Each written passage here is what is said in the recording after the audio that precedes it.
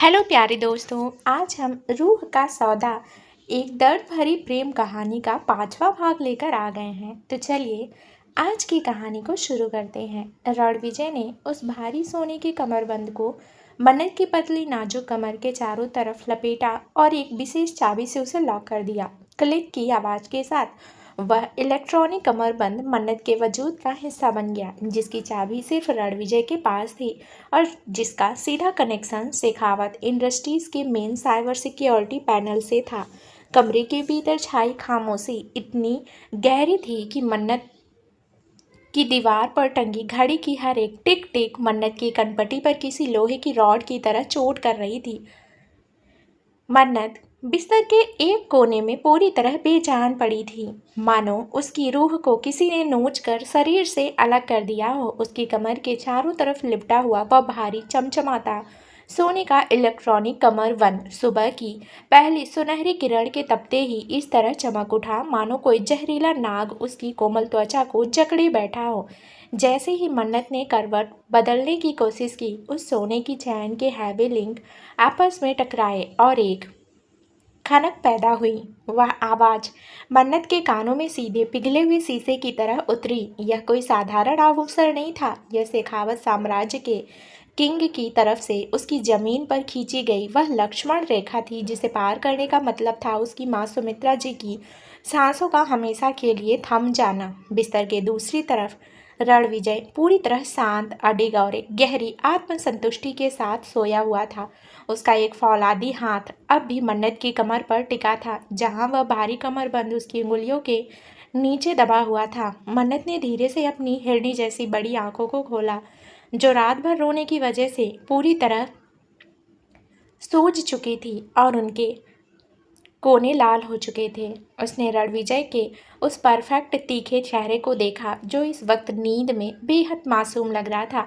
लेकिन मन्नत अच्छी तरह जानती थी कि इस मासूम चेहरे के पीछे एक ऐसा खौफनाक मॉन्स्टर छुपा है, जो अपनी जिद और अपने जुनून को पूरा करने के लिए पूरी दुनिया को शमशान बना सकता है। मन्नत ने अपनी सांसों को रोका और बेहद सावधानी से रणविजय के भारी हाथ को अपनी कमर से हटाने की कोशिश की। जैसे ही वो थोड़ा पीछे हटी, उसकी कमर की चैन और पैर की सोने की भारी पायल एक साथ रुंझुन कर उठी। उस बारीक आवाज ने ही रणविजय की घनी पलकों को झटके से खोल दिया। उसकी गहरी स्याह काली आंखें पल भर में पूरी तरह अलर्ट हो गई। सुबह की रोशनी में उसकी आंखों का वह डार्क पजेसिवनेस मन्नत की पूरे वजूद को अपनी गिरफ्त में लेने लगा। इतनी सुबह सुबह मुझसे दूर जाने की कोशिश, मन्नत? रणविजय की आवाज़ सुबह के सन्नाटे में बेहद भारी और गहरी सुनाई दी। उसने झटके से मन्नत की कलाई पकड़ी और उसे अपनी तरफ खींच लिया, जिससे मन्नत सीधे उसके चौड़े सीने से जा टकराई। मुझे छोड़ो रणविजय, सुबह हो चुकी है, मुझे वॉशरूम जाना है। मन्नत ने अपनी आवाज़ में जितना हो सके उतना सख्त लहजा लाने की कोशिश की, लेकिन उसके कांपते हुए होंठ उसकी घबराहट को साफ बयां कर रहे थे। रणविजय के होठों पर एक बेहद ठंडी और जानलेवा मुस्कान उभर आई। उसने अपनी पट्टी बंधी हथेली से, जिसमें कल मन्नत ने खुद कांच का टुकड़ा निकाल कर पट्टी बांधी थी, मन्नत के चेहरे पर बिखरे लंबे काले बालों को पीछे किया। वॉशरूम जाने के लिए तुम्हें कोई नहीं रोकेगा मेरी जान, लेकिन याद रखना, इस कमरे की दहलीज से बाहर कदम रखने की कोशिश भी मत करना। तुम्हारी कमर पर बंधा यह खिलौना सीधे मेरे फ़ोन से सिंक है। तुमने अगर इस मैंसन के वीआईपी कॉरिडोर से बाहर पैर भी रखा तो दिल्ली के उस अस्पताल का वेंटिलेटर अपने आप रेड अलर्ट पर चला जाएगा। मन्नत ने नफरत भरी नज़रों से उसकी आंखों में देखा। तुम किस हद तक गिर सकते हो रणविजय? तुमने मेरे पैरों में बेड़ियां डाल दी, मेरी कमर को बांध दिया। क्या तुम्हें लगता है कि तुम इस तरह मेरी रूह को जीत लोगे? तुम मेरे शरीर को कैद कर सकते हो, लेकिन मेरी रूह इस बंधन से, तुम्हारी इस जागीर कहलाने से हर पल नफरत करेगी। रणविजय का चेहरा पल भर के लिए सख्त हुआ, लेकिन अगले ही पल उसकी आंखों में वही जुनून लौट आया। उसने मन्नत की ठुंडी को अपनी उंगलियों के बीच बेरहमी से भींचा। रूह? मन्नत मल्होत्रा शेखावत, मुझे तुम्हारी वफादारी और तुम्हारी रूह भी चाहिए, और उसे हासिल करने के लिए अगर मुझे तुम्हें इस पूरे मैंसन का कैदी बनाकर रखना पड़े तो मैं वो भी करूँगा। नफरत ही सही, कम से कम तुम्हारे जहन में 24 घंटे सिर्फ इस रणविजय का नाम तो गूंजता है। उसने मन्नत को छोड़ा और बिस्तर से उठ खड़ा हुआ। उसने अपना ब्लैक सिल्क का नाइट गाउन पहना और कमरे के कोने में रखे स्टडी टेबल की तरफ बढ़ गया। मन्नत चुपचाप बिस्तर पर बैठी रही। उसका हैवी एमरॉल्ड ग्रीन गाउन, जो कल रात की बगावत का गवाह था, फर्श पर बिखरा पड़ा था। उसने दाई माँ के दिए हुए एक साधारण सूती सूट को उठाया और वॉशरूम की तरफ बढ़ गई। जब वह चल रही थी तो उसकी कमर का भारी इलेक्ट्रॉनिक कमरबंद मार्बल के फर्श पर उसकी मजबूरी की एक नई स्क्रिप्ट लिख रहा था। वॉशरूम के बड़े से आईने के सामने खड़ी मन्नत ने खुद को देखा। उसके गाल पर रणविजय की उंगलियों के लाल निशान साफ दिखाई दे रहे थे। उसने अपनी कुर्ती को थोड़ा ऊपर उठाकर अपनी कमर को देखा। वह सोने की भारी चैन उसकी गोरी त्वचा पर एक गहरे जख्म की तरह लग रही थी। उसने अपनी आंखें बंद कर ली और अस्पताल के उस आईसीयू बेड का चेहरा याद किया, जहां उसकी माँ सुमित्रा जी अपनी आखिरी सांसों के लिए लड़ रही थी। माँ, मुझे हिम्मत देना माँ, मैं इस शैतान के सामने टूट नहीं सकती। मुझे अपने आत्मसम्मान को बचाना होगा। उसने खुद से वादा किया। जब मन्नत बाहर आई तो रणविजय कमरे से जा चुका था, लेकिन बेडरूम का भारी दरवाज़ा बाहर से लॉक था। दोपहर के करीब 1 बजे तक मन्नत उसी बंद कमरे में एक पिंजरे में बंद चिड़िया की तरह चक्कर काटती रही। उसका दिमाग लगातार उस लॉक दराज की तरफ जा रहा था, जिसकी चाबी रणविजय ने कल अपनी पैंट की जेब में रखी थी। वह जानती थी कि अगर उसे इस मैंसन का पूरा सच जानना है तो उसे उस एम प्रोजेक्ट की बाकी फाइल्स को देखना ही होगा। तभी दरवाजे का लॉक खुला और दाई माँ हाथ में लंच की थाली लेकर भीतर आई। दाई माँ के चेहरे पर एक गहरा दुख था। उन्होंने मन्नत की कमर की तरफ देखा, जहाँ से कपड़ों के नीचे भी उस भारी चैन का उभार साफ दिख रहा था। दाई माँ की आंखों में आंसू छलक आए। छोटी बहू, ये बाबा ने क्या किया? उन्होंने तुम्हें इस तरह? दाई माँ की आवाज़ रौंद गई। मन्नत ने दाई माँ का हाथ पकड़ा और उन्हें सोफे पर बिठाया। दाई माँ, आप रोइए मत। वो इंसान पागल है। वह अपनी जिद के आगे किसी की ज़िंदगी को कुछ नहीं समझता। आप मुझे बस यह बताइए, कल रात जब हम पार्टी में थे तो क्या यहाँ मैंसन में कोई आया था? दाई माँ ने जल्दी से अपने आंसू पोंछे और इधर उधर देखते हुए बेहद धीमी आवाज़ में कहा, कल रात बड़े ठाकुर यानी विक्रम सिंह शेखावत के कैबिन में कोई आया था। मैंने सुना था कि वे किसी सिंघानिया नाम के इंसान से फ़ोन पर बात कर रहे थे। वे कह रहे थे कि रणविजय ने सिंघानिया ग्रुप्स को बर्बाद करके अच्छा नहीं किया और वे रणविजय को रास्ते से हटाने के लिए कोई बड़ा गेम प्लान कर रहे हैं। मन्नत का माथा ठनका। विक्रम सिंह शेखावत और अविनाश सिंघानिया हाथ मिला रहे हैं। इसका मतलब रणविजय के अपने ही घर में उसके दुश्मन बैठे हैं। भले ही मन्नत रणविजय से बेपनाह नफरत करती थी, लेकिन वह यह भी जानती थी कि अगर रणविजय को कुछ हुआ तो शेखावत साम्राज्य का कंट्रोल विक्रम सिंह के हाथ में चला जाएगा, जो मन्नत और उसकी माँ को एक पल में सड़क पर फेंक देंगे या मार डालेंगे। रणविजय उसका जल्लाद था, लेकिन वही उसकी माँ की सांसों का एकमात्र रक्षक भी था। दाई माँ, क्या आपके पास रणविजय की स्टडी टेबल की दराजों की कोई डुप्लीकेट चाबी है? मन्नत ने सीधे मुद्दे पर आते हुए पूछा। दाई माँ घबरा गई। नहीं नहीं छोटी बहू, बाबा अपनी चाबियाँ कभी किसी को नहीं देते। उनकी हर एक चाबी का एक खास कोड होता है जो सिर्फ उनके पास रहता है। तुम ऐसी कोई गलती मत करना। अगर छोटे बाबा को पता चला तो वे पूरे मैंसन को हिला देंगे। मन्नत ने गहरी सांस ली। ठीक है दाई माँ, आप चिंता मत कीजिए। दाई माँ लंच की थाली रखकर चली गई और दरवाज़ा फिर से बाहर से लॉक हो गया। शाम के 7 बज चुके थे जब मैंसन के बाहर गाड़ियों के काफिले की आवाज़ आई। रणविजय वापस आ चुका था। इस बार उसके चेहरे पर कॉरपोरेट की दुनिया की कोई थकान नहीं थी, बल्कि उसकी आंखों में एक अजीब सा हिंसक सन्नाटा था। उसने जैसे ही बेडरूम का दरवाज़ा खोला, उसने देखा कि मन्नत खिड़की के पास खड़ी बाहर के अंधेरे को देख रही थी। रणविजय भारी कदमों से चलता हुआ उसके पास आया। उसने अपना ब्लैक ब्लेजर सोफे पर फेंका और मन्नत को पीछे से अपनी बाहों में भर लिया। उसका हाथ जैसे ही मन्नत की कमर पर गया, उस सोने के कमरबंद की ठंडी धातु उसकी उंगलियों से टकराई। पूरा दिन कैसा रहा मिसेस शेखावत? रणविजय ने मन्नत के गले पर अपनी गर्म सांसें छोड़ते हुए पूछा। मन्नत सीधे मुड़ी और उसने रणविजय के सीने पर अपने हाथ रख दिए। रणविजय, मुझे तुमसे एक ज़रूरी बात करनी है। रणविजय की भावें तन गई। मन्नत का यह सीधा और बिना किसी डर वाला रूप देखकर उसे थोड़ा सरप्राइज हुआ। उसने मन्नत की कलाई को पकड़ा। बात? शेखावत इंडस्ट्रीज़ के किंग से बात करने के लिए दुनिया अपॉइंटमेंट लेती है मन्नत, लेकिन तुम्हारे लिए मेरे पास पूरी ज़िंदगी है। बोलो, क्या कहना चाहती हो? तुम्हारे चाचा विक्रम सिंह शेखावत, वे अविनाश सिंघानिया के साथ मिलकर तुम्हारे खिलाफ कोई बड़ी साजिश रच रहे हैं।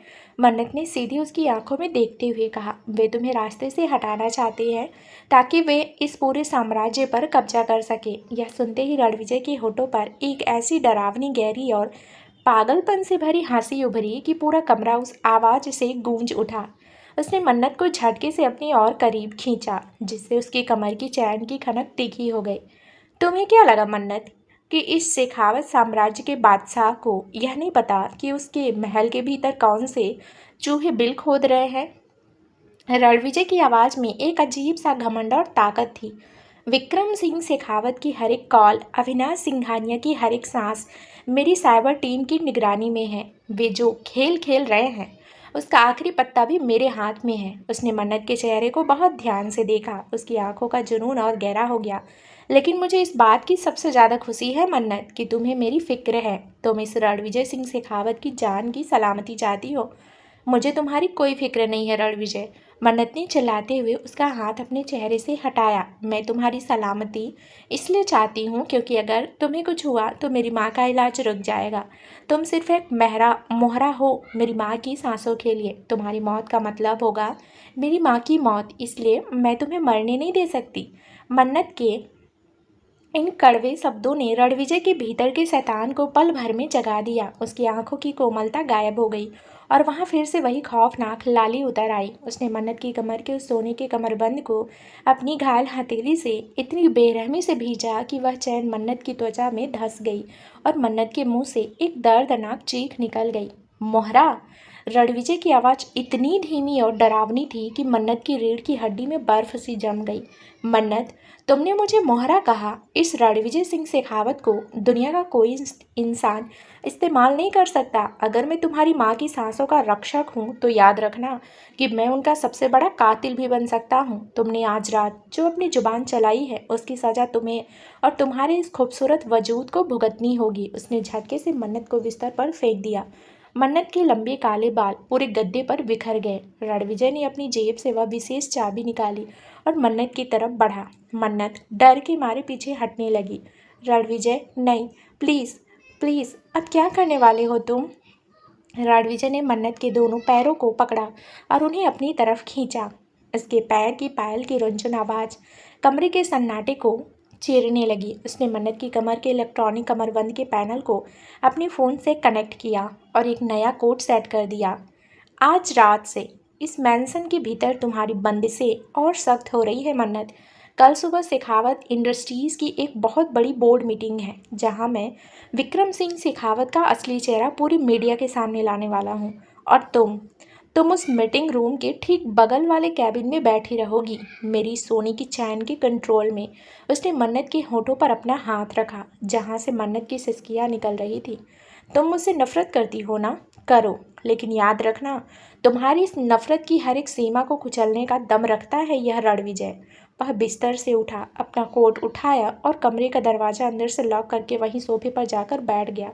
उसकी आंखें बंद थीं, लेकिन उसके जबड़ों की सख्ती साफ बता रही थी कि अगली सुबह शेखावत साम्राज्य में एक बहुत बड़ा खून खराबा या तबाही आने वाली थी।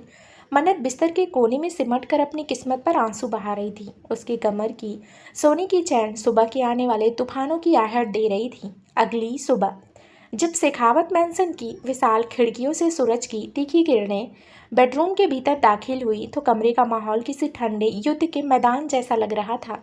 मन्नत की आंखें खुली थी, लेकिन उसका पूरा शरीर सुन्न हो चुका था। रात भर सोफे पर बैठे रहने के बाद रणविजय सुबह ही उठकर तैयार हो चुका था। वह अपने 3 पीस अरमानी सूट में आईने के सामने खड़ा अपने कप लिप्स ठीक कर रहा था। उसके चेहरे पर एक अजीब ठंडी और जानलेवा शांति थी। मन्नत ने बिस्तर पर उठने की कोशिश की तो उसकी पतली कमर पर बंधा हुआ भारी इलेक्ट्रॉनिक कमरबंद और उसके पैरों की सोने की भारी पायल एक साथ खनक उठे। वह आवाज़ सुनते ही रणविजय आईने से मुड़ा और उसकी गहरी ब्लैक आंखें सीधे मन्नत के थके हुए चेहरे पर आकर टिक गई। Good morning Mrs Shekhawat. Ranvijay की आवाज़ बेहद धीमी लेकिन किसी धारदार ब्लेड जैसी तीखी थी। आई होप तुमने रात भर में अपने लफ्ज़ों की कीमत समझ ली होगी। मैंने तुमसे कहा था कि आज शेखावत इंडस्ट्रीज़ की सबसे बड़ी बोर्ड मीटिंग है और तुम मेरे साथ चल रही हो। मन्नत ने अपने होठों को भींचा और अपने लंबे घने काले बालों को समेटते हुए सीधे उसकी आंखों में देखा। रणविजय, तुम मुझे वहाँ क्यों लेकर जा रहे हो? कॉरपोरेट की उस दुनिया में मेरा क्या काम? तुम सिर्फ दुनिया के सामने अपनी इस बंदक को एक अचीवमेंट की तरह शो ऑफ करना चाहते हो। रणविजय भारी कदमों से चलता हुआ उसके बिल्कुल करीब आया। उसने झुककर मन्नत के चेहरे को अपनी उंगलियों की मजबूत गिरफ्त में लिया। उसकी घायल हथेली की सफ़ेद पट्टी मन्नत के गालों को छू रही थी। शो ऑफ नहीं मन्नत, मैं पूरी दुनिया को और ख़ासकर अपने उन दुश्मनों को यह दिखाना चाहता हूँ कि शेखावत साम्राज्य की चाबी और मेरी रूह किसके पास है। तुम्हारे इस कमरबंद का रिमोट आज पूरे दिन मेरे हाथ में रहेगा।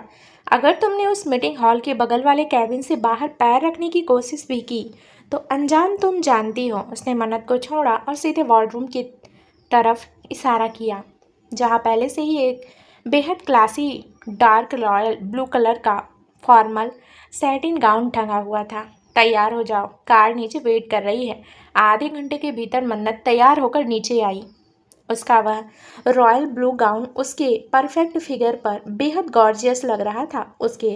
लेकिन उसके चेहरे का सूनापन और उसकी आंखों की उदासी उसकी बेबसी को साफ बयां कर रही थी। रणविजय ने उसका हाथ पकड़ा और उसे मैंसन के बाहर खड़ी ब्लैक रोल्स रॉयस की पिछली सीट पर बिठा दिया। रुद्र ने कार का दरवाज़ा बंद किया और पूरी सिक्योरिटी टीम का काफिला शेखावत इंडस्ट्रीज़ के हेड ऑफिस की तरफ बढ़ गया। जब कार शहर की सबसे ऊंची और आलीशान कॉरपोरेट बिल्डिंग के सामने आकर रुकी तो वहां मीडिया के कैमरों का एक सैलाब उमड़ा हुआ था। शेखावत इंडस्ट्रीज और सिंघानिया ग्रुप्स के इस महाविलय और बोर्ड मीटिंग को कवर करने के लिए देश के बड़े बड़े जर्नलिस्ट वहां मौजूद थे। रणविजय कार से बाहर निकला। उसने अपने सूट के बटन ठीक किए और बेहद अधिकार से मन्नत का हाथ पकड़कर उसे बाहर निकाला। जैसे ही मन्नत के पैर की सोने की पायल की रुनझुन आवाज़ और उसकी कमर की चैन की हल्की सी कनक कार के फुटबोर्ड से टकराई, मीडिया के कैमरों की फ्लैश और तेज हो गई। मिस्टर शेखावत, क्या आज विक्रम सिंह शेखावत जी को बोर्ड से हटाया जा रहा है? मैम, इस टेकओवर में आपकी क्या भूमिका है? रणविजय ने किसी भी सवाल का जवाब नहीं दिया। उसने मन्नत की कमर पर अपनी पकड़ को और सख्त कर लिया और उसे सीधे प्राइवेट वीआईपी लिफ्ट के जरिए बिल्डिंग के टॉप फ्लोर पर ले गया। टॉप फ्लोर पर पहुंचते ही रणविजय ने मन्नत को बोर्ड मीटिंग रूम के ठीक बगल में बने एक बेहद आलीशान साउंड प्रूफ ग्लास लेकिन कैबिन के भीतर बिठाया। उस कैबिन से पूरी बोर्ड मीटिंग का नज़ारा साफ दिखता था, लेकिन मीटिंग रूम्स के भीतर मौजूद लोग बाहर की आवाज़ नहीं सुन सकते थे। यहीं बैठो मन्नत, मेरी नज़रें लगातार तुम पर रहेगी। रणविजय ने अपने फ़ोन की स्क्रीन को ऑन करते हुए कहा, जिस पर मन्नत के कमरबंद का digital tracker green light show कर रहा था। वह मन्नत को वहीं छोड़कर भारी कदमों से बोर्ड मीटिंग रूम के भीतर दाखिल हो गया। मीटिंग रूम के भीतर का नज़ारा बेहद तनावपूर्ण था। विशाल ओवल शेप की महोगनी टेबल के चारों तरफ शेखावत इंडस्ट्रीज के बड़े बड़े बोर्ड मेंबर्स और शेयर होल्डर्स बैठे थे। टेबल के ठीक दूसरे छोर पर रणविजय के चाचा विक्रम सिंह शेखावत बैठे थे, जिनके चेहरे पर एक नकली और घमंडी मुस्कान थी। वे समझ रहे थे कि अविनाश सिंघानिया के साइबर अटैक और सीक्रेट रिपोर्ट्स की वजह से आज वे रणविजय को बोर्ड मीटिंग में घेर लेंगे। रणविजय मुख्य कुर्सी पर बैठा। उसने अपने हाथ टेबल पर रखे और अपनी गहरी डरावनी नज़रों से पूरे रूम को स्कैन किया। लेडीज एंड जेंटलमैन, आज की यह बोर्ड मीटिंग शेखावत इंडस्ट्रीज़ के इतिहास को बदलने वाली है। सिंघानिया ग्रुप अब पूरी तरह से हमारा हिस्सा बन चुका है, लेकिन इस मर्जर को ऑफिशियली करने से पहले हमें अपने ही घर के कुछ चूहों की सफाई करनी होगी। रणविजय के इन शब्दों को सुनते ही विक्रम सिंह के चेहरे की हवाइयाँ उड़ गई। उन्होंने अपनी शर्ट के कॉलर को थोड़ा ढीला किया। रणविजय, तुम इस तरह की भाषा का इस्तेमाल बोर्ड मेंबर्स के सामने नहीं कर सकते। तुम यहाँ के अकेले मालिक नहीं हो, मैं यहाँ का इकलौता कानून हूँ चाचा जी। रणविजय की आवाज़ बेहद धीमी लेकिन किसी खंजर जैसी नुकीली थी। उसने रुद्र की तरफ इशारा किया। रुद्र ने तुरंत प्रोजेक्टर की स्क्रीन को ऑन कर दिया। स्क्रीन पर जो डॉक्यूमेंट्स और ऑडियो रिकॉर्डिंग्स प्ले हुई उन्हें देखकर पूरे वॉर रूम में सन्नाटा छा गया। वह विक्रम सिंह शेखावत और अविनाश सिंघानिया के बीच की वह सीक्रेट डील्स और कॉल रिकॉर्डिंग्स थी जिसमें विक्रम सिंह ने शेखावत इंडस्ट्रीज के सर्वर का पासवर्ड सिंघानिया को दिया था ताकि वे एम प्रोजेक्ट और कंपनी के मेन ब्लूप्रिंट्स को हैक कर सकें। ये सब झूठ है। यह डॉक्यूमेंट्स फेक है। विक्रम सिंह अपनी कुर्सी से खड़े होकर चिल्लाए। उनका पूरा शरीर डर के मारे कांप रहा था। शेखावत साम्राज्य से गद्दारी की सिर्फ एक ही सजा है विक्रम सिंह। रणविजय अपनी कुर्सी से उठा। उसका 6 फीट 2 इंच का विशाल शरीर इस वक्त साक्षात मौत का दूसरा रूप लग रहा था। आज इस वक्त से आपके सारे शेयर्स सीज किए जाते हैं। आपकी इस बोर्ड से मेंबरशिप हमेशा के लिए ख़त्म होती है और शेखावत मैंसन के उस आलीशान आउट हाउस से आपका सारा सामान बाहर फेंक दिया गया है। आप अब सड़क पर हैं। तभी मीटिंग रूम के बाहर अचानक एक बहुत बड़ा शोर सुनाई दिया। मन्नत, जो बगल के कैबिन में बैठी यह सब देख रही थी, अचानक चौंक गई। कैबिन का दरवाज़ा झटके से खुला और 3 हथियार बंद नकाबपोश आदमी भीतर दाखिल हुए। वह अविनाश सिंघानिया के वो गुर्गे थे जो बिल्डिंग की सिक्योरिटी को डाइवर्ट करके टॉप फ्लोर तक पहुंचने में कामयाब हो गए थे। अविनाश बर्बाद हो चुका था और वह अपनी बर्बादी का बदला लेने के लिए रणविजय की सबसे बड़ी कमजोरी मन्नत को ख़त्म करना चाहता था। मैम, चुपचाप हमारे साथ चलिए, वरना गोली मारने में हमें 1 सेकंड का भी वक्त नहीं लगेगा। एक नकाबपोश ने मन्नत के सिर पर गन तान दी। मन्नत का दिल बहुत तेजी से धड़कने लगा। उसकी कमरबंद और पैरों की पायल डर के मारे कांपने की वजह से तीखी आवाज़ करने लगी। जैसे ही उन गुर्गों ने मन्नत को खींचने की कोशिश की, मन्नत की कमर से ट्रैकर ने रणविजय के फ़ोन पर तुरंत एक रेड अलर्ट अलार्म भेज दिया। बोर्ड मीटिंग रूम के भीतर रणविजय का फ़ोन जैसे ही वाइब्रेट हुआ, उसने स्क्रीन देखी। मन्नत का ट्रैकर अलार्म बज रहा था। पल भर में रणविजय की आंखों में एक ऐसा खौफनाक और हिंसक पागलपन दौड़ा जिसे देखकर पूरे बोर्ड रूम के मेंबर्स अपनी कुर्सियों से पीछे हट गए। रणविजय ने बिना एक पल गवाए बोर्ड रूम के भारी कांच के दरवाजे को अपनी लात से इतनी बेरहमी से मारा कि वह कांच चकनाचूर होकर फर्श पर बिखर गया। वह किसी भूखे शेर की तरह बगल की कैबिन की तरफ झपटा। कैबिन के भीतर जैसे ही गुर्गे मन्नत को लेकर एग्जिट डोर की तरफ बढ़ रहे थे, रणविजय एक तूफान की तरह भीतर दाखिल हुआ। उसने पहले गुर्गे की कलाई को पकड़ा और उसे इतनी बेरहमी से मरोड़ा कि हड्डी टूटने की आवाज़ पूरे कैबिन में गूंज उठी।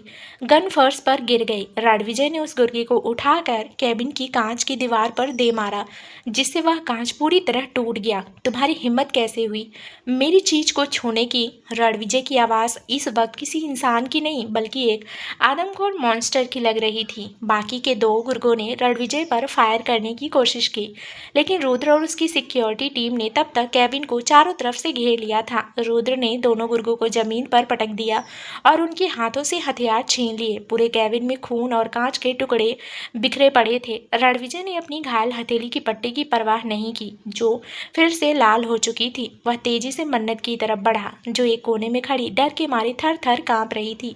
रणविजय ने झटके से मन्नत को अपनी बाहों में खींच लिया। उसकी पकड़ इतनी मजबूत थी कि मन्नत की सांसें रुकने लगी। तुम ठीक हो मन्नत? तुम्हें कहीं चोट तो नहीं लगी ना? अगर तुम्हें एक खरोच भी आती तो मैं इस पूरे शहर को शमशान बना देता। रणविजय मन्नत के चेहरे को अपने दोनों हाथों में भींचते हुए पागलों की तरह चेक कर रहा था। उसकी आंखों का यह पजेसिव ऑब्सेशन इस वक्त अपने चरम पर था। मन्नत ने उसकी छाती पर अपने हाथ रखे। उसका पूरा शरीर रणविजय की उस खौफनाक ताकत को देखकर सुन्न हो चुका था। मैं ठीक हूँ रणविजय, उसकी आवाज़ मुश्किल निकल पाई। रणविजय ने मुड़कर फर्श पर तड़प रहे उन गुंडों और अपने चाचा विक्रम सिंह की तरफ देखा, जो इस वक्त अपनी मौत को सामने देख रहे थे। रुद्र, इन सबको उस अंडरग्राउंड बेसमेंट में ले जाओ। अविनाश सिंघानिया के साथ इनका भी वही हश्र होना चाहिए जो शेखावत साम्राज्य के दुश्मनों का होता है। कोई रहम नहीं होना चाहिए। जी सर, रुद्र ने हुक्म मानते हुए उन सबको वहां से हटा दिया। रणविजय ने मन्नत को अपनी बाहों में हवा में उठाया। मन्नत की कमर का सोने का कमरबंद और उसके पैरों की पायल इस पूरे बिखरे हुए कांच के बीच एक अजीब सी रुनझुन आवाज कर रहे थे। रणविजय उसे लेकर सीधे वीआईपी लिफ्ट की तरफ बढ़ा। शेखावत इंडस्ट्रीज की वह बोर्ड मीटिंग अब हमेशा के लिए खत्म हो चुकी थी और विक्रम सिंह का नाम इतिहास बन चुका था। जब वे वापस रोल्स रॉयल्स के भीतर बैठे तो रणविजय ने मन्नत को अपने सीने से अलग ही नहीं किया। उसने मन्नत को अपनी गोद में ही बिठाए रखा। उसका एक हाथ मन्नत के लंबे काले बालों को सहला रहा था, जबकि दूसरा हाथ उसकी कमर के उस सोने के कमरबंद पर कस कर टिका हुआ था। तुम देख रही हो मन्नत? रणविजय ने मन्नत के कान के पास अपनी भारी और मदहोश कर देने वाली आवाज़ में कहा। इस दुनिया में हर कोई तुम्हारा इस्तेमाल मेरे खिलाफ करना चाहता है। तुम सिर्फ मेरे साए में, मेरी सुनहरी जेल के भीतर ही सुरक्षित हो। आज के बाद तुम इस मैंसन के बाहर कदम रखने का ख्याल भी अपने जहन से निकाल देना। मन्नत ने कोई विरोध नहीं किया। वह पूरी तरह से टूट चुकी थी। वह जानती थी कि रणविजय का यह डार्क ऑब्सेशन अब एक ऐसे लेवल पर पहुंच चुका था जहां से वापसी का कोई रास्ता नहीं था। वह उसकी पत्नी थी, उसकी कैदी थी और उसकी रूह की सबसे बड़ी बंदिश थी। शेखावत मैंसन के बेडरूम का वह भारी लकड़ी का दरवाज़ा जब एक बेहद भारी और गूंजती हुई आवाज़ के साथ बंद हुआ तो मन्नत को ऐसा लगा मानो उसके वजूद के बचे कुचे टुकड़ों को भी हमेशा के लिए एक अंधेरे कब्र में दफन कर दिया गया हो। रणविजय ने अपनी जेब से वह विशेष डिजिटल चाबी निकाली, उसे हैंडल के ऊपर बने बायोमेट्रिक स्लॉट पर टच किया और बीप की एक ठंडी धात्विक आवाज़ के साथ पूरे कमरे की सुरक्षा प्रणाली को मैक्सिमम लॉकडाउन पर सेट कर दिया। अब इस कमरे से बाहर निकलने का मतलब था सीधे रणविजय के स्मार्टफोन पर एक इंफ्रारेड सिग्नल भेजना, जिसे पार करना किसी भी इंसान के लिए नामुमकिन था। रणविजय ने अपने सूट का कोट उतारा और उसे बेहद सलीके से आर्म चेयर के ऊपर फेंक दिया। उसके सफ़ेद कफ्स पर और उसकी शर्ट की आस्तीन पर बोर्ड मीटिंग के दौरान हुए उस खून खराबे के कुछ बारीक सूखे हुए सुर्ख लाल धब्बे अब भी साफ दिखाई दे रहे थे। उसकी दाहिनी हथेली पर मन्नत द्वारा बांधी गई वह सफ़ेद पट्टी अब पूरी तरह से खून के गाढ़े रंग में भीग चुकी थी, लेकिन उसके चेहरे की शारीरिक बनावट और उसके तीखे जबड़ों की शक्ति को देखकर ऐसा लग रहा था मानो उसे इस दुनिया के किसी भी दर्द का कोई एहसास ही ना हो। उसकी वे गहरी स्याह काली आंखें कमरे के भीतर फैली मध्यम रोशनी में किसी भूखे तेंदुए की तरह चमक रही थी, जो अपनी सबसे कीमती अमानत को पूरी दुनिया से छुपाकर अपने साए में समेट लेना चाहता था। मन्नत बिस्तर के बिल्कुल कोने में फर्श के ठंडे मार्बल के करीब अपने घुटनों को छाती से सटाए बैठी थी। उसका वह आलीशान रॉयल ब्लू सैटिन गाउन इस वक्त धूल और कांच के बारीक कड़ों से सना हुआ था, जो बोर्ड रूम के उस खौफनाक हादसे की गवाही दे रहे थे। जब उसने थोड़ा सा हिलने की कोशिश की तो उसकी पतली गोरी कमर पर कसकर बांधा गया वह भारी सोने का इलेक्ट्रॉनिक कमरबंद और उसके पैरों की भारी पायल एक साथ खनक उठे। वह खनक इस खामोश कमरे में इतनी तीखी थी कि मन्नत ने डर के मारे अपनी आंखें बंद कर ली। वह समझ चुकी थी कि उसकी आज़ादी का हर एक रास्ता अब इस भारी धातु के नीचे दबा दिया गया था। रणविजय भारी सधे हुए कदमों से चलता हुआ बिस्तर के पास पहुंचा। उसके जूतों की थाप मार्बल के फर्श पर किसी आने वाली तबाही की तरह गूंज रही थी। वह मन्नत के बिल्कुल सामने फर्श पर ही अपने घुटनों के बल बैठ गया, जिससे उसका विशाल और मजबूत शरीर मन्नत के नाजुक वजूद के ऊपर एक डरावनी परछाई की तरह छा गया। उसने अपनी उस खून से सनी पट्टी वाली हथेली को आगे बढ़ाया और मन्नत की ठुंडी को अपनी उंगलियों के बीच इतनी मजबूती से भींच लिया कि मन्नत को अपनी सांसें रुकती हुई महसूस हुई। लुक एट मी मन्नत। रणविजय की आवाज़ बेडरूम की हवा में किसी पिघले हुए शीशे की तरह फैली। उसकी आवाज़ में कोई चीख पुकार नहीं थी, कोई गुस्सा नहीं था, बल्कि एक ऐसा ठंडक साइकोपैथिक ठहराव था जो मन्नत को अंदर तक कपा देने के लिए काफ़ी था। कल रात तुमने भागने की कोशिश की। आज सुबह उन आवारा कुत्तों ने मेरी जागीर की तरफ अपनी गंदी बंदूकें तानने की जरूरत की। इस दुनिया को लगता है कि वे रणविजय सिंह शेखावत की रूह को छू सकते हैं, वे तुम्हें मुझसे छीन सकते हैं, लेकिन आज इस वक्त से मैंने यह तय कर लिया है कि तुम इस कमरे के वीआईपी कॉरिडोर से बाहर अपनी एक परछाई भी नहीं छोड़ोगी। मन्नत ने अपनी सूजी हुई आंखों से भीगी हिरनी जैसी आंखों को खोला और सीधे रणविजय की सुलगती हुई आंखों में अपनी नफरत को उड़ेल दिया। तुम एक विक्षिप्त इंसान हो रणविजय। तुम पूरी तरह से पागल हो चुके हो। तुमने मुझे इस कमरे में नज़र बंद कर दिया, मेरी कमर को इस लोहे की चैन से बांध दिया। क्या तुम्हें लगता है कि तुम इस तरह अपनी इस सुनहरी जेल में मुझे अपना बना लोगे? तुम मेरे शरीर को यहाँ सड़ा सकती हो, लेकिन मेरी रूह तुमसे और तुम्हारी इस घिनौनी ताकत से हर एक सेकंड नफरत करेगी। रणविजय के चेहरे पर एक बेहद हल्की, डार्क और आत्मसंतुष्टि से भरी मुस्कान उभर आई। उसने मन्नत की ठुंडी पर अपनी पकड़ को थोड़ा और सख्त किया, लेकिन उसमें मन्नत को चोट पहुंचाने का इरादा नहीं था, बल्कि अपना पूरा अधिकार जताने का एक जुनूनी पागलपन था। नफरत?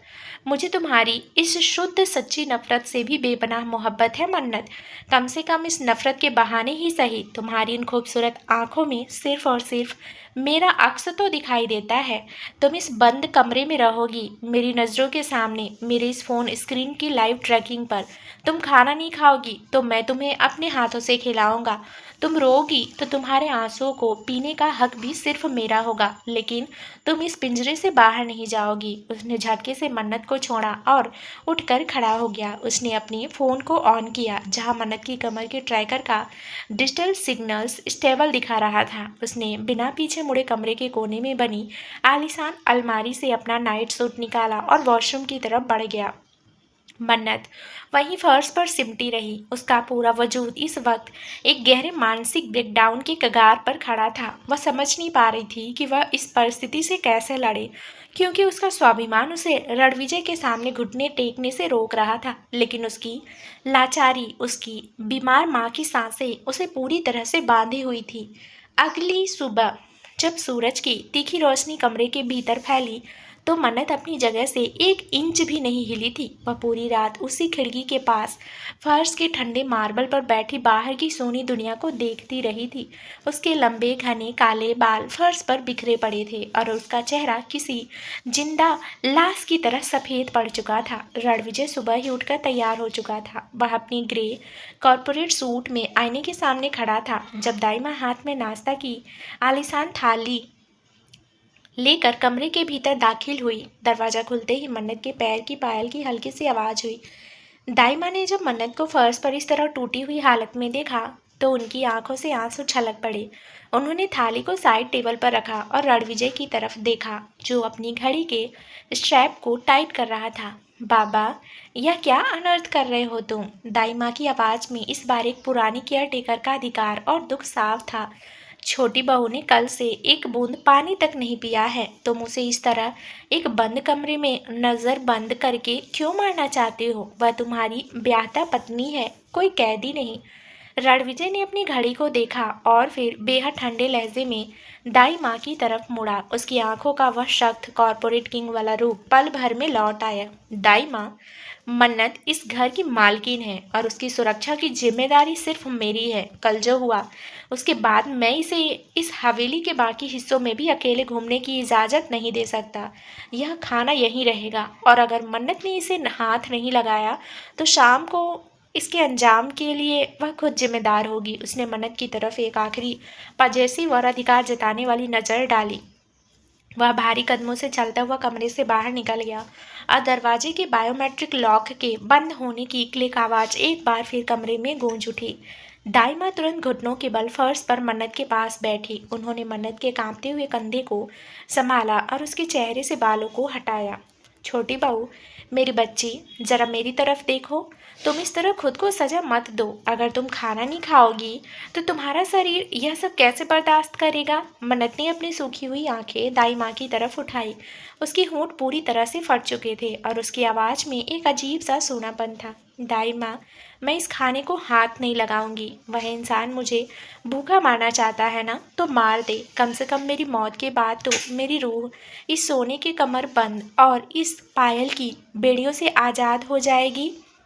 मैं उसके इस घमंड को तोड़ना चाहती हूँ कि वह अपनी ताकत से सब कुछ खरीद सकता है। ऐसा मत कहो बच्ची। दाई माँ ने रोते हुए जूस का गिलास उसके होठों से लगाने की कोशिश की, लेकिन मन्नत ने झटके से अपना मुंह फेर लिया, जिससे जूस की कुछ बूंदें फर्श पर बिखर गई। मन्नत की इस मूक बगावत के सामने दादी माँ पूरी तरह से बेबस हो चुकी थी। वे भारी मन से थाली लेकर कमरे से बाहर चली गई। शाम के करीब 7 बज चुके थे। पूरे दिन मन्नत ने ना तो कुछ खाया था और ना ही पानी की एक बूंद पी थी। उसका शरीर अब कमजोरी की वजह से कांपने लगा था और उसकी आंखों के सामने हल्का सा अंधेरा छाने लगा था, लेकिन उसका स्वाभिमान अभी एक चट्टान की तरह अडिग था। तभी बेडरूम का दरवाजा खुला और रणविजय भीतर दाखिल हुआ। रुद्र उसके पीछे खड़ा था, जिसके हाथ में अस्पताल की कुछ मेडिकल रिपोर्ट्स थी। रणविजय ने जैसे ही कमरे के भीतर कदम रखा, उसकी नजरें सीधे साइड टेबल पर गई, जहां सुबह का नाश्ता और दोपहर का लंच वैसा का वैसा ही बिना छुआ पड़ा था। यह देखकर रणविजय के जबड़े भीज गए और उसकी कनपटी की नसें गुस्से के मारे सुलग उठी। मन्नत की यह जिद, उसकी यह बगावत रणविजय के उस जुनूनी दिल को अंदर तक चीर रही थी। वह मन्नत के शरीर पर तो पूरा हक जमा चुका था, लेकिन मन्नत की यह खामोशी उसे तड़पा रही थी। बाहर जाओ रुद्र, रणविजय ने बेहद भारी और खतरनाक आवाज में कहा। रुद्र ने रिपोर्ट्स टेबल पर रखी और तुरंत बाहर निकलकर दरवाजा बंद कर दिया। रणविजय की भारी कदमों से चलता हुआ मन्नत के पास पहुंचा, जो बिस्तर के कोने पर बेजान पड़ी थी। उसने मन्नत की कलाई को झटके से पकड़ा और उसे बिस्तर पर सीधा बिठाया। यह क्या पागलपन है मन्नत? रणविजय के आवाज में इस बार एक अजीब सी तड़प और हिंसक गुस्सा दोनों मिले हुए थे। तुमने कल रात से कुछ नहीं खाया है। तुम खुद को भूखा रहकर क्या साबित करना चाहती हो? क्या तुम्हें लगता है कि तुम्हारी इस भूख हड़ताल से रणविजय सिंह शेखावत झुक जाएगा? मैं तुम्हें इस तरह खुद को नुकसान पहुंचाने की इजाजत कभी नहीं दूंगा। मन्नत ने कमजोरी के बावजूद अपनी नजरें उसकी आंखों में गड़ाई। तो मत दो रणविजय, मुझे मार डालो। वैसे भी तुम्हारी इस कैद में जीने से बेहतर है कि मैं मर जाऊं। तुम मेरी माँ की सांसों का सौदा करके मुझे यहाँ रख सकते हो, लेकिन मेरी इस अंदरूनी वजूद को तुम कभी नहीं झुका पाओगे। मन्नत के इस कड़वे और सीधे वार ने रणविजय के भीतर के पजेसिव किंग को हिलाकर रख दिया। उसने टेबल पर रखी उन मेडिकल रिपोर्ट्स को उठाया और उन्हें मन्नत के चेहरे के सामने झटक दिया। तुम मरना चाहती हो ना मन्नत, लेकिन तुम्हारी मौत से पहले जरा इस रिपोर्ट को तो देख लो। तुम्हारी इस भूख हड़ताल का असर दिल्ली के उस आईसीयू बेड पर क्या हो रहा है, यह तुम्हें जानना बहुत जरूरी है। मन्नत ने कांपते हाथों से उस पेपर्स की तरफ देखा। रिपोर्ट्स पर उसकी माँ सुमित्रा जी की सेहत का पूरा ब्यौरा था। रणविजय ने मन्नत के चेहरे के बिल्कुल करीब आकर उसकी कमर के कमरबंद को सहलाते हुए कहा, तुम्हारी माँ के दिल की धड़कनें अब धीरे धीरे स्टेबल हो रही है। डॉक्टरों का कहना है कि अगर अगले 2 हफ्ते तक उनका यह इलाज इसी तरह वर्ल्ड क्लास मशीनों पर चलता रहा तो वे वेंटिलेटर से बाहर आ सकती हैं, वे होश में आ सकती हैं मन्नत। लेकिन रणविजय ने अपनी आवाज़ को और धीमा और जानलेवा बना दिया, लेकिन अगर तुमने यहाँ खुद को भूखा रहकर बीमार किया या तुम्हारी इस बगावत की वजह से मेरी सेहत खराब हुई, तो याद रखना कि तुम्हारी माँ के उस वेंटिलेटर का प्लग खींचने में मुझे 1 सेकेंड का भी वक्त नहीं लगेगा। तुम्हारी हर एक बाइट, तुम्हारी हर एक सांस तुम्हारी माँ की जिंदगी की डोर को मजबूत कर रही है। अब तुम चुनो, तुम्हें अपना यह स्वाभिमान चाहिए या अपनी माँ की जिंदगी? रणविजय का यह नया दांव मन्नत के दिल पर किसी वज्रपात की तरह लगा। उसकी माँ होश में आ सकती थी, वे ठीक हो सकती थी। इस एक उम्मीद ने मन्नत के भीतर के उस टूटते हुए वजूद को दोबारा झकझोर दिया। वह समझ चुकी थी कि रणविजय उसे हराने के लिए उसकी सबसे बड़ी कमजोरी का इस्तेमाल किस खौफनाक और परफेक्ट तरीके से कर रहा था। वह चाह कर भी अपनी माँ की जिंदगी को अपने आत्मसम्मान के लिए कुर्बान नहीं कर सकती थी। उसकी आंखों से आंसू अविरल बहने लगे। उसकी सारी जिद, उसकी सारी मूक बगावत पल भर में उसकी माँ की सांसों के सामने घुटने टेक चुकी थी। रणविजय ने मन्नत के चेहरे पर आए इस बदलाव को महसूस किया। उसके चेहरे का वह हिंसक गुस्सा पल भर में एक अजीब गहरे और पजेसे सुकून में बदल गया। उसने साइड टेबल से सूप का गर्म बाउल उठाया और चम्मच में सूप भरकर मन्नत के सूखे होठों के पास ले आया।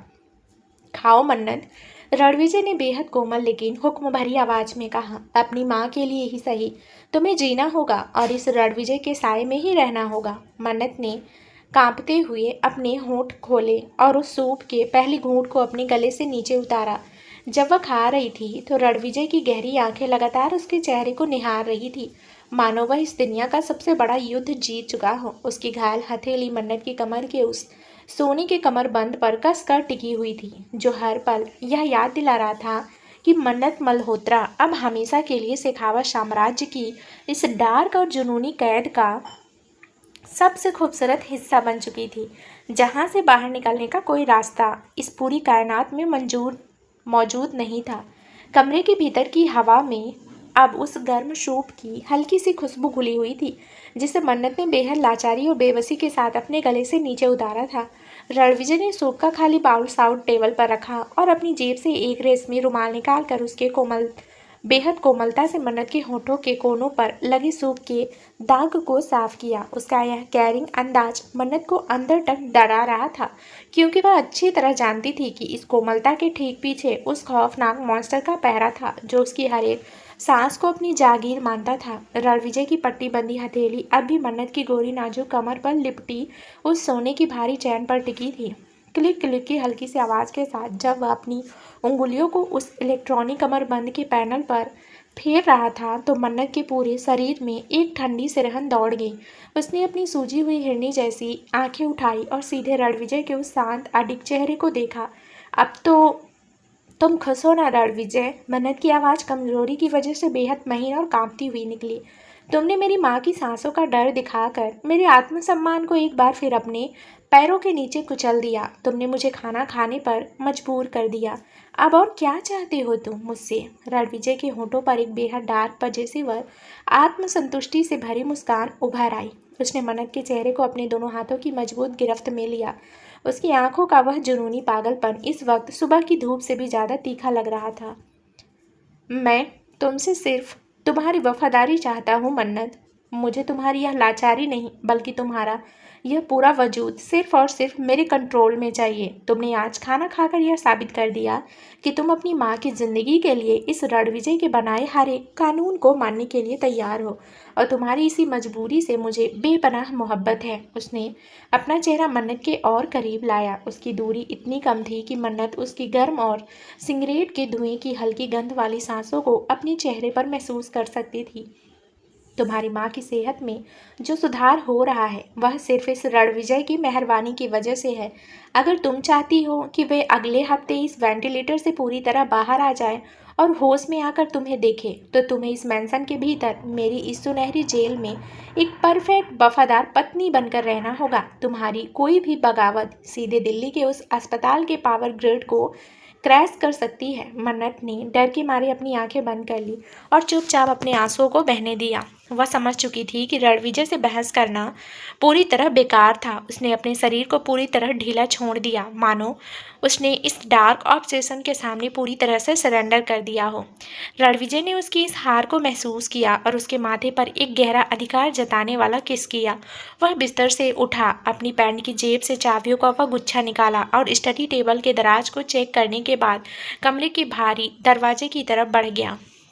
दाई माँ थोड़ी देर में तुम्हारे लिए दवाइयाँ और कपड़े लेकर आएंगी। इस कमरे से बाहर कदम रखने का ख्याल भी अपने दिमाग में मत लाना। रणविजय ने एक आखिरी बार सख्त लहजे में हिदायत दी और बायोमेट्रिक लॉक को ऑन करके कमरे से बाहर निकल गया। दरवाजे के बंद होने की क्लिक आवाज़ के साथ ही मन्नत बिस्तर पर ढह गई और अपने लंबे घने काले बालों के बीच अपना मुंह छुपाकर सिसक सिसक कर रोने लगी। अगले 3 दिन शेखावत मैंसन के भीतर किसी ठहरे हुए पानी की तरह गुजरे। रणविजय का पजेसिवनेस वह अपने चरम पर पहुंच चुका था। उसने मन्नत को बेडरूम और वीआईपी कॉरिडोर के भीतर पूरी तरह से हाउस अरेस्ट कर दिया था। मन्नत की कमर पर बंधा हुआ सोने का कमरबंद हर पल शेखावत इंडस्ट्रीज के मेन साइबर सिक्योरिटी पैनल से लाइव सिंक कर रहा था। रणविजय अपने कॉर्पोरेट ऑफिस के कैबिन में बैठकर भी अपने स्मार्टफोन की स्क्रीन पर मन्नत के हर एक कदम की आहट, उसकी लोकेशन और यहाँ तक कि उसकी बॉडी का टेम्परेचर तक मॉनिटर करता रहता था। मन्नत के लिए यह पूरी तरह से एक मानसिक प्रताड़ना जैसा था, जहां उसे हर पल यह एहसास होता था कि वह एक अदृश्य पिंजरे में कैद थी। मन्नत ने बगावत करना छोड़ दिया था, लेकिन उसका यह रूप रणविजय के लिए और भी ज़्यादा डरावना था। वह दिन भर चुपचाप कमरे की उस विशाल कांच की खिड़की के पास फर्श पर बैठी रहती थी। वह ना तो दाई माँ से बात कोई करती थी और ना ही रणविजय के दिए किसी महंगे तोहफे या कपड़ों को हाथ लगाती थी। वह सिर्फ दाई माँ के लाए हुए साधारण कपड़े पहनती थी और उसके पैर की खामोशी रुनझुन आवाज़ पूरे कमरे के सन्नाटे को और गहरा बना देती थी। मन्नत की इस मूक बगावत ने रणविजय को अंदर ही अंदर तड़पाना शुरू कर दिया था। वह रात को जब ऑफिस से लौटता तो मन्नत को अपने सीने से कसकर चिपका लेता, लेकिन मन्नत का शरीर किसी ठंडी बर्फ की तरह बेजान रहता था। वह ना तो कोई विरोध करती थी और ना ही रणविजय के स्पर्श का कोई जवाब देती थी। चौथे दिन की शाम को रणविजय जब कमरे में दाखिल हुआ तो उसके हाथ में उसका पर्सनल आईपैड था। मन्नत हमेशा की तरह खिड़की के पास बैठी शून्य में निहार रही थी। रणविजय भारी कदमों से चलता हुआ उसके पास आया और फर्श पर उसके बिल्कुल सामने बैठ गया।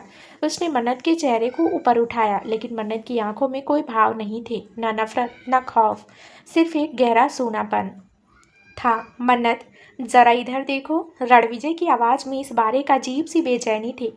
वह मन्नत की इस खामोशी को और बर्दाश्त नहीं कर पा रहा था। उसने आईपैड की स्क्रीन को ऑन किया और मन्नत के सामने कर दिया। स्क्रीन पर दिल्ली के उस अस्पताल के प्राइवेट वार्ड का लाइव वीडियो कॉल एक्टिव था। मन्नत ने जैसे ही स्क्रीन की तरफ देखा, उसकी आंखों की पुतलियां पल भर में फैल गई। स्क्रीन पर सुमित्रा जी बेड पर लेटी हुई थी, लेकिन इस बार उनके चेहरे से वह भारी वेंटिलेटर मास्क हटा दिया गया था। उनकी आंखें आधी खुली थी और वे बेहद कमजोरी के साथ अपनी उंगलियों को हिला रही थी। पास खड़े डॉक्टर ने कैमरे की तरफ देखकर फुसफुसाया, मुस्कुराया। मिस्टर शेखावत, सुमित्रा जी अब पूरी तरह से वेंटिलेटर से बाहर आ चुकी हैं। वे होश में हैं और उनके सारे पैरामीटर्स बिल्कुल नॉर्मल हैं। यह एक मेरिकल है, डॉक्टर ने लाइव कॉल पर रिपोर्ट दी। माँ, माँ! मन्नत के मुंह से एक चीख निकली और उसने झटके से रणविजय के हाथ से आईपैड छीन लिया। स्क्रीन पर अपनी माँ को होश में देखकर उसकी आंसुओं का बांध पूरी तरह टूट गया। उसने स्क्रीन को अपने होठों से लगा लिया। माँ, आप ठीक हो ना माँ? मैं मन्नत हूँ, आपकी मन्नत। सुमित्रा जी ने स्क्रीन पर मन्नत की आवाज़ सुनी तो उनके कमज़ोर होठों पर एक बेहद हल्की सी मुस्कान उभरी। हालांकि वे कमजोरी की वजह से कुछ बोल नहीं पा रही थी। डॉक्टर ने तुरंत आगे बढ़कर कहा, मैम, सुमित्रा जी अभी बहुत कमज़ोर हैं। वे ज़्यादा बात नहीं कर सकती, लेकिन वे अब खतरे से पूरी तरह बाहर हैं। रणविजय ने धीरे से मन्नत के हाथ से आईपैड ले लिया और कॉल को डिस्कनेक्ट कर दिया। मन्नत पागलों की तरह रणविजय के सामने घुटनों के बल बैठ गई और उसके सूट के कॉलर्स को अपनी उंगलियों में भींच लिया। उसकी आंखों में इस बार अपनी माँ को खोने का डर और रणविजय के लिए एक अजीब सी बेबसी मिक्स्ड थी। रणविजय, तुमने देखा ना, मेरी माँ होश में आ गई हैं। प्लीज़ मुझे उनसे एक बार मिलने जाने दो। मैं हाथ जोड़ती हूँ तुम्हारे। मैं वापस इस कमरे में आ जाऊँगी। मैं इस कमरबंद को कभी नहीं निकालूंगी। मैं तुम्हारी हर एक शर्त मानूंगी। बस मुझे एक बार अपनी माँ के पास ले चलो प्लीज़। मन्नत फूट फूट कर रोते हुए उसके सामने गिड़गिड़ाने लगी। रणविजय ने मन्नत की इस टूटी हुई हालत को देखा तो उसके जुनूनी दिल को एक गहरी आत्मसंतुष्टि मिली। वह जानता था कि मन्नत को पूरी तरह अपने वश में करने का यही सबसे सही मौका था। उसने मन्नत की पतली कमर पर अपना हाथ रखा, जहां वह सोने का कमरबंद कपड़ों के नीचे दबा हुआ था, और उसे उठाकर सीधे बिस्तर पर ले गया। मैं तुम्हें तुम्हारी माँ से मिलवाने जरूर ले चलूंगा मन्नत। रणविजय ने मन्नत के चेहरे के बिल्कुल करीब आकर अपनी गहरी और मदहोश कर देने वाली आवाज़ में कहा।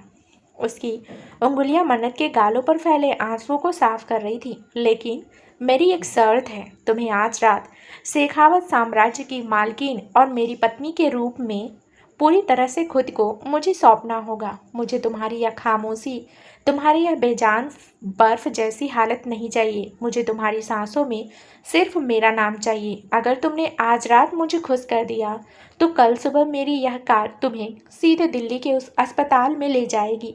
रणविजय की यह डार्क कंडीशन सुनते ही मन्नत का पूरा वजूद कांप उठा। वह समझ चुकी थी कि रणविजय उसकी माँ की सेहत के बदले उसके वजूद की आखिरी सीमा को भी लांघ जाना चाहता था। उसके सामने दो रास्ते थे, या तो वह अपने स्वाभिमान को बचाए रखे और अपनी माँ से मिलने का यह मौका खो दे, या फिर अपनी माँ की एक झलक पाने के लिए खुद को इस मॉन्स्टर के हवाले कर दे। मन्नत एक गहरी सांस ली। उसकी आंखों से एक आखिरी आंसू बहकर बिस्तर की चादर पर गिरा। उसने अपनी आंखें बंद कर ली और रणविजय के सीने पर अपने कांपते हुए हाथ रख दिए। ठीक है रणविजय, मुझे तुम्हारी हर शर्त मंजूर है। मेरी रूह का सौदा तो तुम बहुत पहले ही कर चुके हो। आज रात मेरे इस शरीर को भी अपनी जागीर बना लो। मन्नत के इन शब्दों को सुनते ही रणविजय की आंखों में एक भयानक हिंसक और जुनूनी तूफान दौड़ गया। उसने झटके से मन्नत को अपने नीचे भींच लिया। बेडरूम की लाइट्स मद्धम हो गई और मन्नत की कमर के उस सोने के कमरबंद और पैर की पायल की तीखी रुनझुन आवाज रात के सन्नाटे में उसकी मुकम्मल गुलामी की एक नई और डार्क दास्तान लिखने लगी। तो दोस्तों, आगे इस कहानी में क्या नया ट्विस्ट आने वाला है, ये जानने के लिए इस कहानी का अगला भाग जरूर सुनें, जो बहुत ही जल्द इस चैनल पर प्रसारित कर दिया जाएगा। धन्यवाद।